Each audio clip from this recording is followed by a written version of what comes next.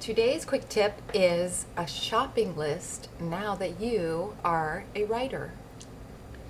Okay, let's go through the shopping list of things that you get to go buy. Yay! Okay, sorry, I love shopping. Okay, so now that you are learning to write, you get to have fun in a whole new realm. Okay, so as I've mentioned in the other videos, learning to write, you may be looking for something that is larger. This is a marker. Something larger until you are comfortable holding your writing implement.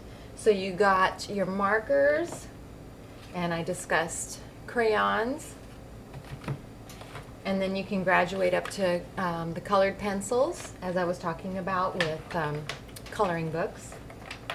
Okay, and then, excuse me, and then we've got moving into the realm of pens. Now, if you have not been writing, you might not be aware of how particular and type A you can be about writing implements. So here, I am here to advise you. Okay, so I just grabbed a sample of what I have, and I wanted to just quickly talk about as you're getting used to writing, you will learn that there is a difference with your writing instruments and what you will like. So here I've got this pen that was given to me for free, and I tell you what, I'm going to throw this away because I hate these pens. I don't like them. I don't like how they feel. Okay, and then I have, you know, your regular big pen, okay, and which is kind of comfortable, and it has darn it, you can't see it, but anyway, it's kind of a larger tip. Okay, so the line it's going to make is actually going to be thicker than what I prefer, which is a fine point pen. You're just going to learn what you like. So I would look forward to it. So, and I also tried to find a pencil, and yeah, I think pencils are so antiquated. I don't even own one pencil. I couldn't find one pencil. Okay, so so what we have now is those mechanical pencils, and as you push down, the tip is coming out. Darn it, you can't see. Anyhow, and in order to get that pencil lead to come out, you click, and if you've accidentally pushed out too much, just continue to hold it down, and you can slide that back in. And, oh, I just recalled. Okay, surprise, surprise, look at what I found, my pencil stash. So, let's see. Here, oh, I got colored pencils. But anyhow, I'll show you a couple more instruments, accessories for your writing. So, I've got a regular pencil, and of course, I don't know if you had these in school, but once you've exhausted your eraser or it didn't come with an eraser, we've got additional erasers, and then these are pretty cool. A lot of us, especially when we're learning to write, hold our pencil very tightly because we're not sure, and you end up, after a while, you get like a little dent in your finger. I didn't mean to flip anybody off there.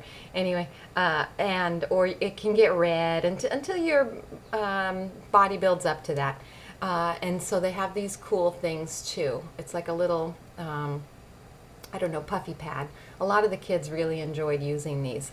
It's uncomfortable to me, but you might feel comfortable with that. And so you add this little puffy pad, and it makes it a little bit more comfortable. And or, you know, if the pencil is still too small for your dexterity on your hand, you can add this. And we did that with the younger children who didn't have the ability to manipulate their fingers as well. They could use this, and it helps hold on. Okay? All right, so that's it for you know, writing implements. There's different types that you're going to like, was my main point there, and that you can now start looking for what you feel comfortable writing with. And then I was going to review, because I've mentioned in several videos, different things that would be helpful for you to own. So I'm putting them here in this one video. and you've already seen me use this. This is just a dry erase board, and as I mentioned, I got this at the dollar store. They don't have it at every dollar store, but if you can find them, they're great. Or they're at Staples, where they're, you know, pricier, but they're really great for when you're practicing writing, because you can just use it over and over again. And you know, they're going to try to sell you the expensive cleaner for it, and you don't need to do that. You just need rubbing alcohol, 99 cents a bottle, and then it'll wipe clean, clean. You know, and you can also just use a dry paper towel. Okay, and these are great. I use these in school all the time to just, you know, quickly work with the kids, see and make sure that everybody was on task and participating without having to actually write down and use paper. So these are great if you can get this, a dry erase board, and then this is what the dry erase markers look like. Remember, do not ever use anything else on these than dry erase markers. And so the easiest way to identify, this is the most popular brand, EXPO. When you see that, I don't think that this company makes anything other than dry erase markers, so you're going to be pretty safe with that. Look for this brand, dry erase markers. Like I said, really helpful.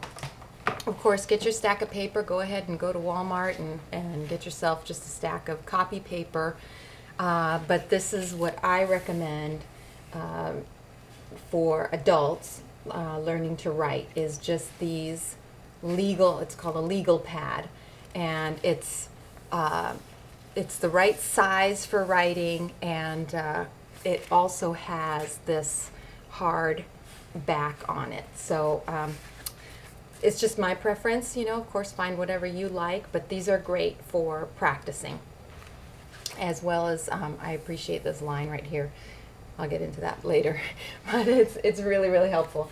And just to wrap up, I have mentioned several times to have an alphabet border. I picked this up today at the dollar store, and it's got your alphabet with an image that's going to help you remember the sound of the letter. So here we have a capital, a lowercase. They spell out the word apple, and then you have a photograph, a drawing of an apple. And anything that will help you to associate the letter with its sound is going to be helpful, and to have that available at all times. You know, we put this around the classroom so that no matter what subject we're learning, no matter what activity we're doing, the children can quickly see that letter to sound association. So even if you want to make one up of your own, I don't care. You know, print some pictures and do a NASCAR alphabet. It doesn't matter, as long as it is for sure the letter is the correct letter for the spelling of the word for the image that you have. But that is, and I don't know, that can be something that you can do with your loved one or something. And that comes from a crafty mind. I mean, I could like literally craft this stuff all day. So if you don't want to do that, get something like this, $1 store. Okay, and then I picked up these also.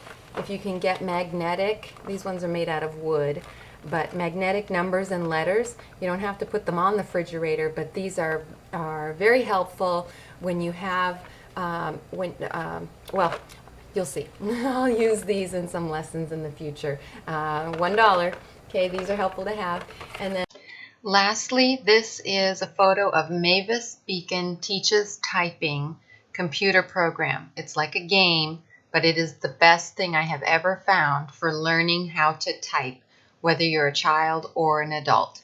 Okay, that's everything for the shopping list.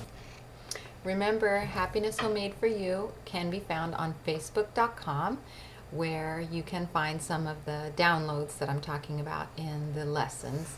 The address is, ready? Work it with me. Let's see. I'm reading this backwards on my camera. Okay, here we go. www.facebook.com/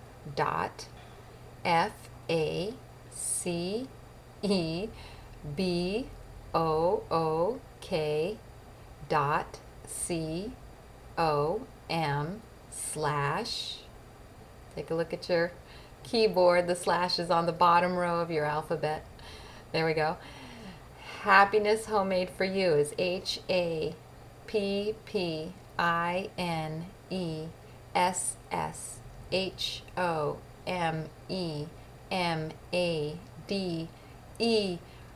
The number 4, it's on your top row. You. All right, let's high five. Can I have a longer business name or what?